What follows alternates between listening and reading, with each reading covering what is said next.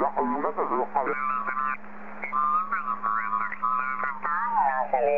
antena. Claro, claro, por eso, bueno, claro. No, ya la argolla ya...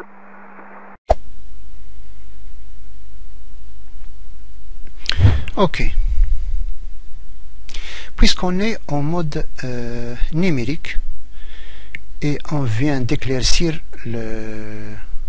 ce schéma, je me trouve dans l'obligation de vous expliquer certains logiciels et leur fonctionnement en mode numérique. D'accord. Il existe plusieurs logiciels comme le SSTV dont on a parlé.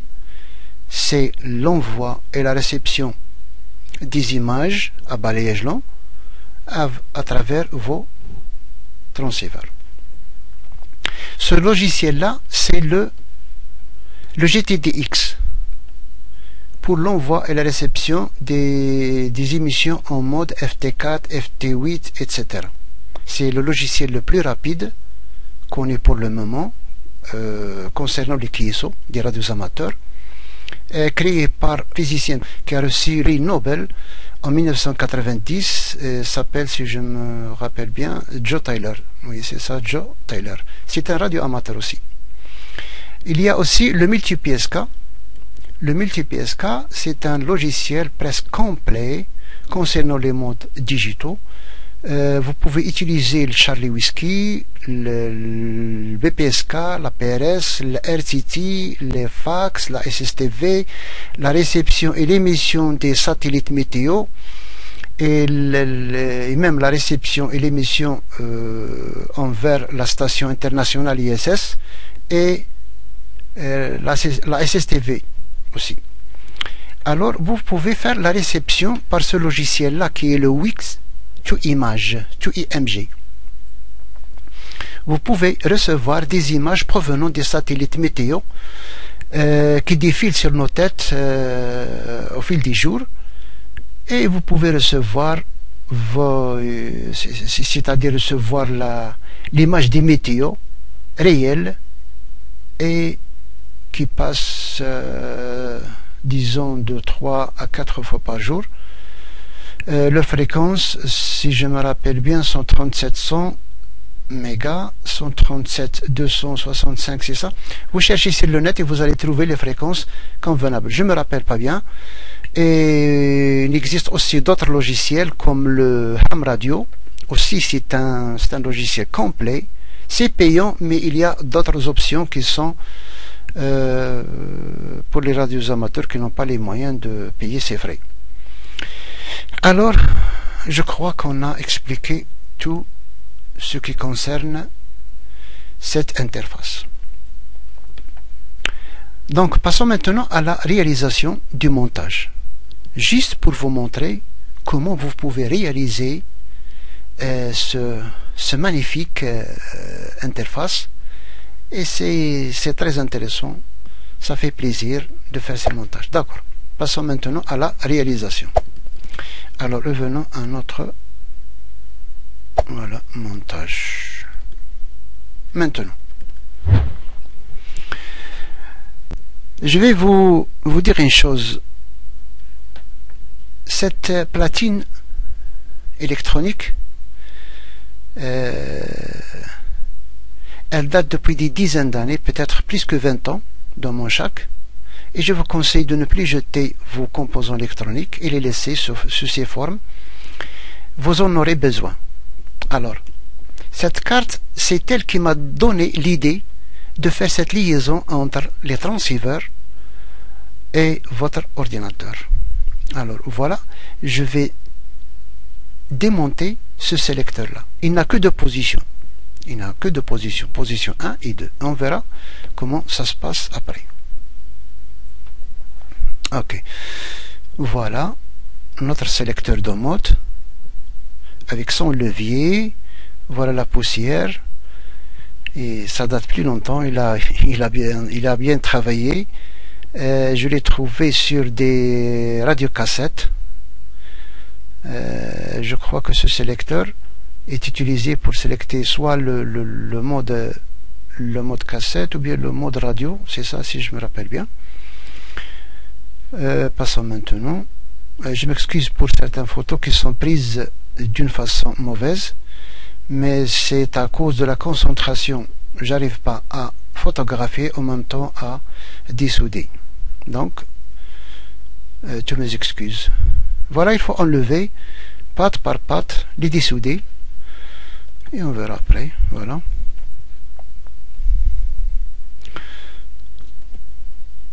Et le voilà. L'enlever. Regardez bien, il est composé de plusieurs broches ou bien plusieurs pins. Donc, mon habitude, c'est d'ouvrir tous les composants électroniques, les nettoyer et voir comment ça marche à l'intérieur. Voilà. Je dois le renouveler. Voilà. J'ai ouvert ces petites crochets là, celui-là et celui-là. Voilà. Juste pour vous montrer. Celui-là et celui-là, je l'ai enlevé afin de tirer ce capuchon là avec son levier. Passons maintenant, voilà.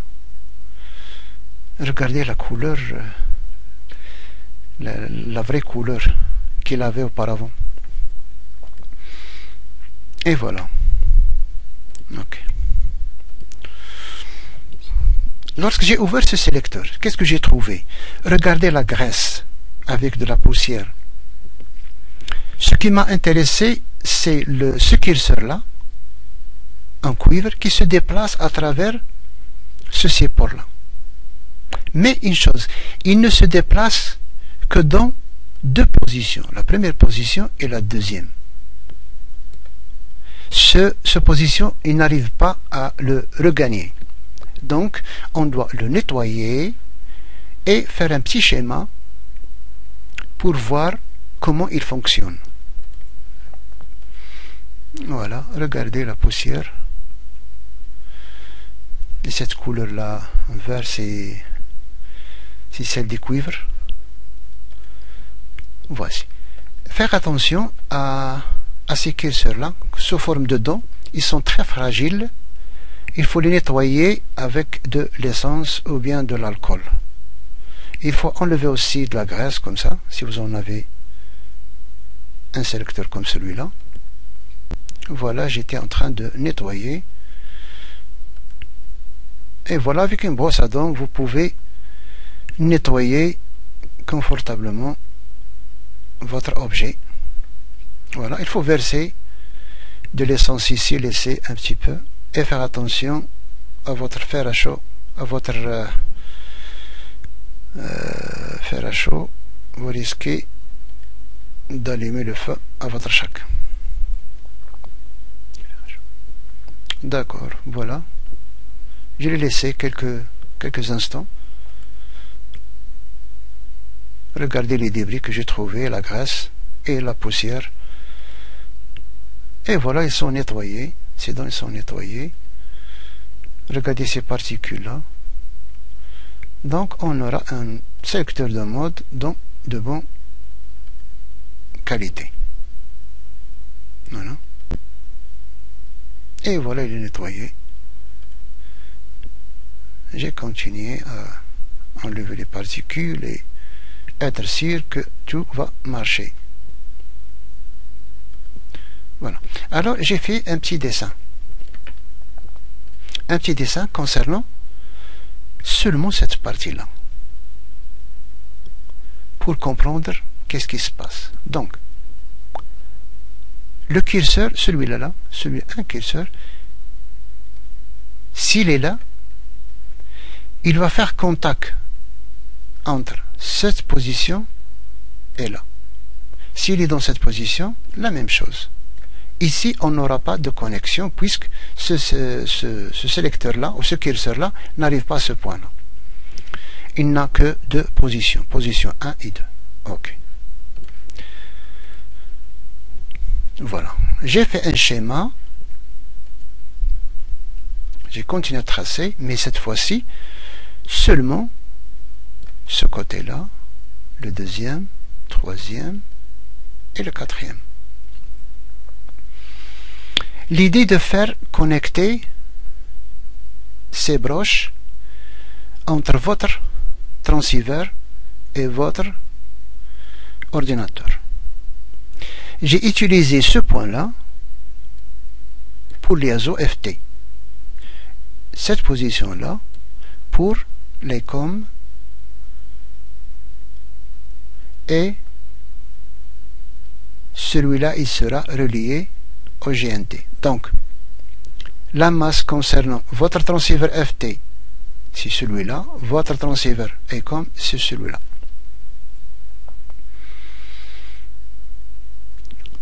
Deuxième chose, pour connecter le PTT, donc j'ai pris toujours la même position, puisque le sélecteur il n'a que deux positions, vous devriez les connecter au même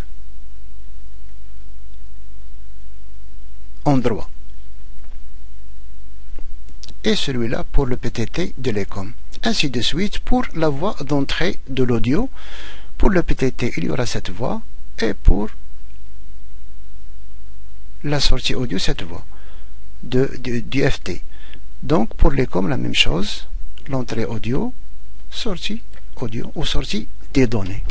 Donc on va utiliser aussi l'autre côté pour les autres liaisons, bien sûr. D'accord. Voilà, j'ai tout nettoyé. Il faut monter l'ensemble avec prudence afin de ne pas bousiller ces dents ou bien ces curseurs qui sont très fragiles. Ils sont en cuivre. Voilà notre sélecteur de mode, bien de position. Voilà, il est bien nettoyé. Le voilà. D'accord. J'ai besoin d'un boîtier. Dans mon sac, j'ai trouvé ce boîtier-là. Ça ne m'intéresse pas le contenu qui est là-dedans, mais j'ai besoin de cet boîtier afin d'intégrer ou bien introduire notre interface ou bien notre carte son dont on a besoin. Donc, j'aurais pas besoin de ce support-là. C'est pour les antennes. Les antennes, je crois, Wi-Fi ou bien quelque chose comme ça. Il faut se renseigner à travers cette information-là. Il y a le L3000. Vous notez ça sur le net et vous allez trouver les informations à quoi ça sert. Ça sert peut-être sur l'UHF Wireless System. C'est pour l'émission, la réception des mics. Pour les chaînes, je crois, Hi-Fi ou bien pour les... Je ne sais pas. Ça ne m'intéresse pas. Ce qui m'intéresse, c'est cette trou-là. C'est pour mon potentiomètre 25 kg dont on a parlé. Et j'ai besoin aussi de ces LED rouges et ces LED vertes afin de montrer le mode d'émission soit en DTR, soit en RTS. Je vais essayer de les brancher ensemble afin qu'ils s'allument en même temps. Les rouges s'allument en même temps et les verts s'allument en même temps. Donc j'aurai besoin une de ces trois LED. Je prendrai celle-là qui est en rouge pour la réception, pour le squelch.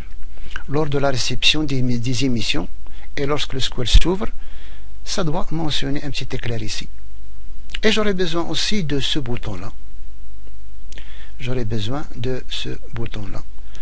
Ce bouton poussoir, il servira à changer le mode, comme on a dit, le mode de vitesse, soit sur le 1200 ou bien le 9600. Il n'a que deux positions. Je vais laisser celui-là pour juste un décor, c'est tout. Ok. Voilà notre boîtier. Je continue, juste pour montrer comment est-elle. Voilà, j'ai vidé le contenu du boîtier, j'ai laissé quelques fils pour peut-être que j'en aurai besoin pour la connexion. D'accord. Voilà notre sélecteur. Notre sélecteur sera intégré ici. Donc je dois enlever notre support antenne. Voilà. Voilà.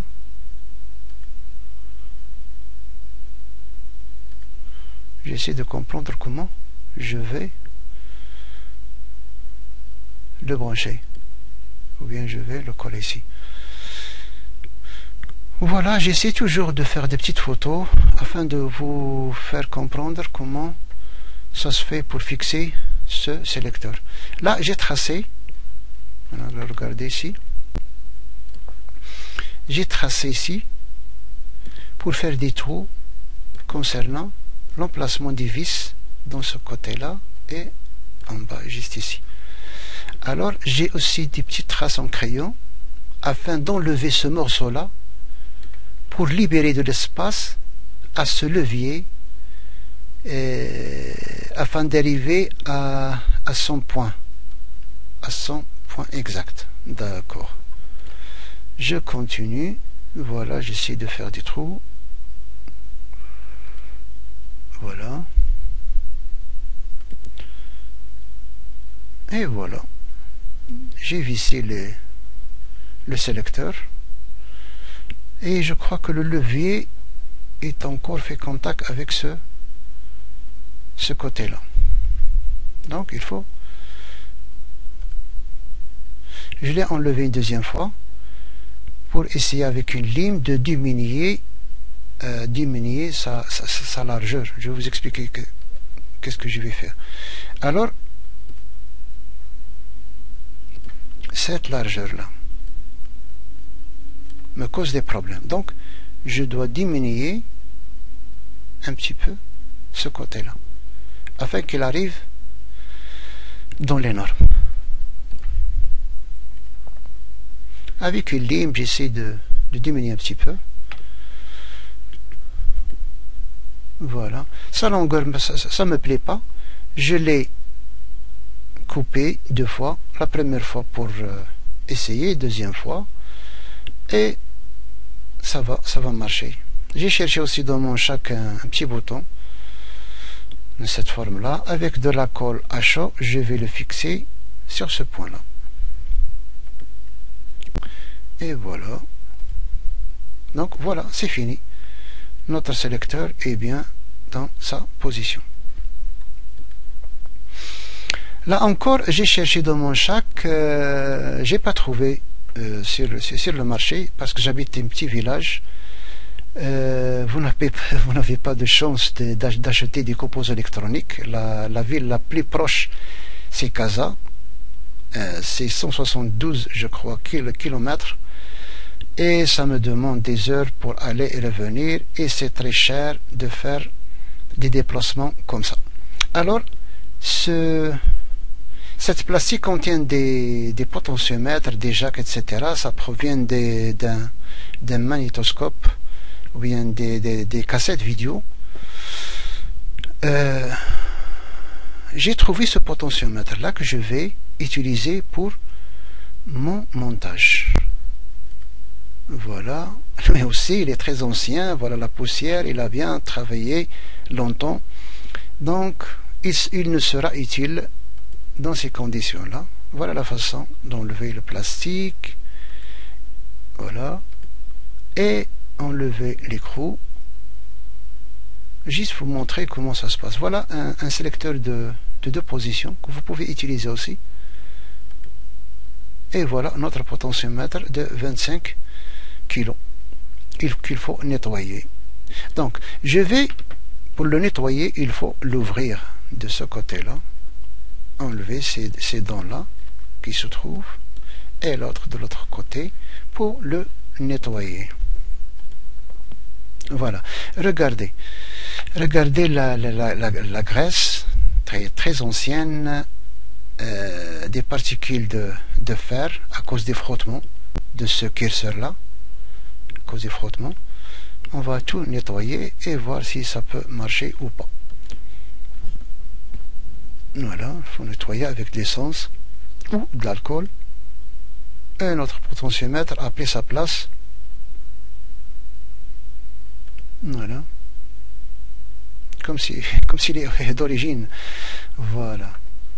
Donc il faut enlever aussi ces câbles, ces anciens câbles, et souder les nouveaux câbles. Alors toujours avoir votre schéma pour bien brancher votre sélecteur et ne pas confondre les points et causer des problèmes. Voilà. On a besoin de quoi? D'une carte perforée, juste un petit morceau pour monter nos composants. Cette plaquette là qui contient des LED, c'est celle de notre boîtier. On a besoin de 2 jacks stéréo mâles 3,5 mm. On a besoin des diodes et des résistances qu'on verra après, et un optocoupleur que vous pouvez retirer des châssis dont on va parler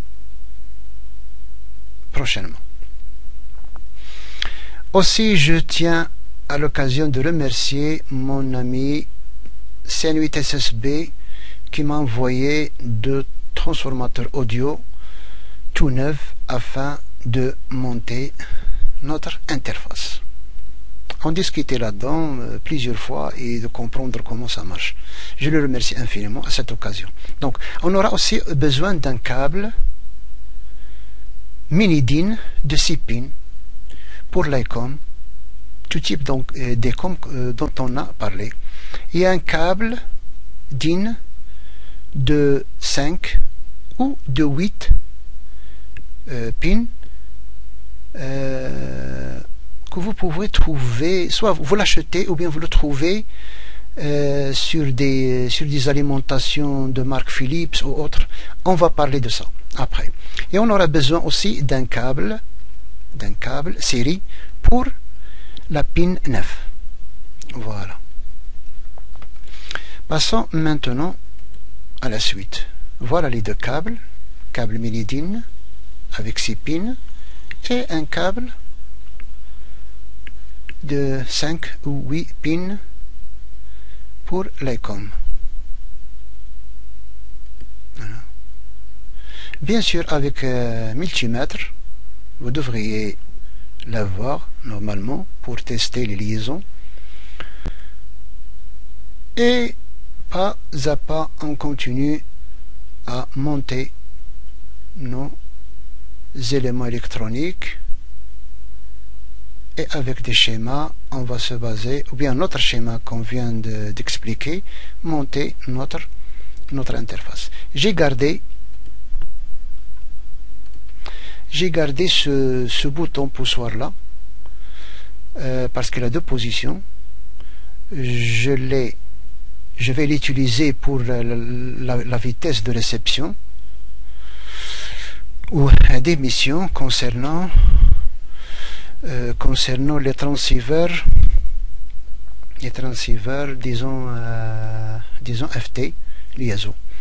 Une chose que j'ai pas expliqué, peut-être je vais vous le montrer. Voilà. Revenons revenons à ça, à notre schéma. Voilà.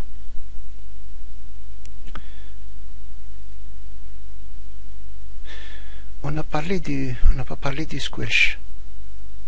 C'est ça. Regardez ce LED là, branché à la pin 6 et à la masse. Ce LED là sert à quoi? Il sert à vous montrer que le squelch est ouvert. C'est-à-dire, lorsque vous faites de la réception, ou bien vous recevez une station, ce LED va clignoter, ou bien vous montrer que vous êtes en mode réception et le squelch est ouvert. Alors, il est branché à la pin 6. J'ai utilisé autrefois une résistance pour le protéger. Il ne s'éclaire pas correctement. Très faible. Le courant qui passe ici, il est très faible. Donc, je vous assure, ne pas utiliser de résistance ici. Si vous voulez, vous le laissez et vous aurez une éclair juste visible, en quelque sorte. Alors, on n'a pas parlé aussi de ce bouton-là. Ce bouton-là, c'est pour sélecter le mode de réception ici. Hein. Le mode de réception, soit avec la vitesse 9600 ou bien la vitesse 1200. Je crois qu'on a parlé sur ça. Alors, ce sélecteur-là, vous pouvez le trouver de cette façon-là, ou bien d'autres sélecteurs que je vais vous montrer après. Voilà. Donc, revenons à notre schéma. Et voilà. Le sélecteur, voilà, le sélecteur de la réception. Je vais garder celui-là, qui existait auparavant sur le châssis, et on verra ce qui va se passer. Et voilà. J'ai noté le 9600 et le 1200 afin de...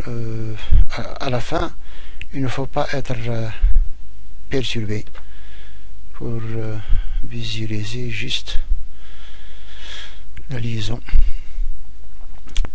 Doucement, on va alimenter nos résistances, nos diodes et continuer notre montage en se basant sur le schéma. Voilà. Et je vous conseille toujours de ne pas jeter vos plaquettes électroniques, les laisser comme ça, afin de chercher vos résistances, vos condensateurs, des transistors PN et tout ça. Ne les faites pas réunir dans un boîtier en plastique, par exemple. C'est fatigant de chercher la couleur. À chaque fois, vous prenez votre résistance et cherchez la couleur. Donc, il faut les laisser sur le châssis. C'est facile à repérer. J'ai enlevé quelques résistances. Voilà. J'aurais peut-être besoin de celle-là.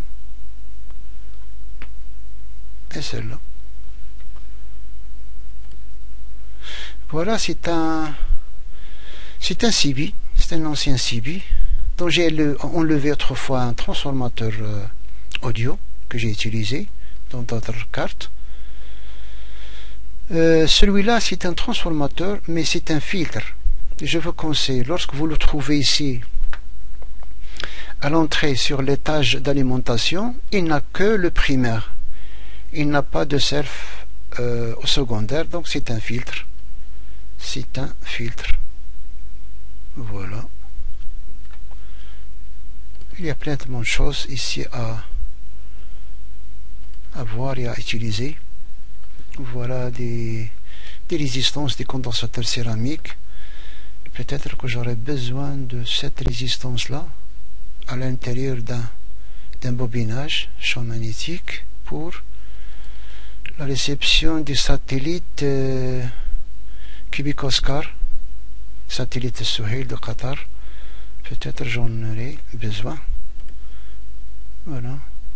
Voilà cette résistance-là. Il faut bien avoir des notions sur l'électronique. Et voilà sa face. Voici un potentiomètre, mais sa valeur, je crois qu'elle est de 65, je crois. 65 ohms, un autre. Autre bouton de 2 positions. Vous trouvez là-dedans plein de choses. Alors, ici, la plaquette où il y a les diodes qui seront allumées en mode DTR ou bien en mode RTS. Alors, j'ai réuni,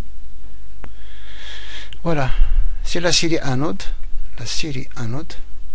et série cathode. Passons maintenant à la suite. Cette résistance, je l'ai achetée, mais les autres diodes de résistance, je l'ai enlevé des châssis. Et voilà.